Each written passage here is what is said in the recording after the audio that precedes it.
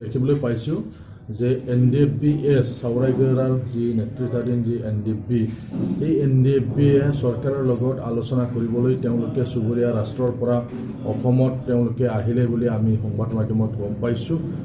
তো আমি নিখিল বড়ো ছাত্ৰ সন্থাৰ ফালৰ পৰা সঁচাকৈ যদি তেওঁলোকে চৰকাৰৰ লগত আলাপ আলোচনা কৰি পেলাই বড়োসকলৰ সমস্যাটো সমাধান কৰিবৰ কাৰণে যদি তেওঁলোকে আহিছে তেতিয়াহ'লে আমি নিখিল বড়ো ছাত্ৰ সন্থাৰ ফালৰ পৰা তেওঁলোকক আমি স্বাগতম জনাইছোঁ। ভাৰত চৰকাৰকো আমি ধন্যবাদ জ্ঞাপন কৰিছোঁ। তেওঁলোকে Ndfb যি গ্ৰুপ তেওঁলোককো আনি পেলাই সমস্যাটো সমাধান কৰিবৰ কাৰণে যি পদক্ষেপ লৈছে তাৰ কাৰণে নিখিল বড়ো ছাত্ৰ সন্থাৰ ফালৰ পৰা ভাৰত চৰকাৰকো আমি ধন্যবাদ জ্ঞাপন কৰিছোঁ।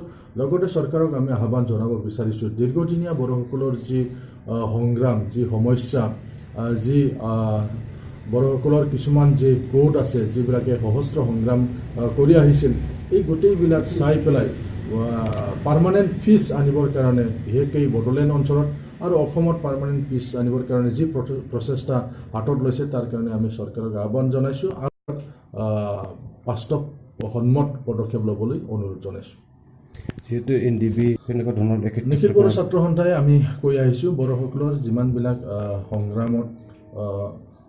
সংগ্ৰাম কৰি আছে, যিমানবিলাক গোট আছে, সকলো সংগ্ৰামক লৈ পেলাই চৰকাৰে আলাপ আলোচনাৰ জৰিয়তে বড়ো সমস্যাটো সমাধান কৰাত আমাৰ আপত্তি নাই। এই কথাটো আমি চৰকাৰক বাৰে বাৰে স্পষ্ট কৰি আহিছোঁ। আজিও আমি কম, যিবিলাক সংগ্ৰামত আছে, যিবিলাক সংগঠন, তেওঁলোকৰ লগত আলাপ আলোচনা কৰি পেলাই সমস্যাটো সমাধান কৰাত আমাৰ আপত্তি নাই।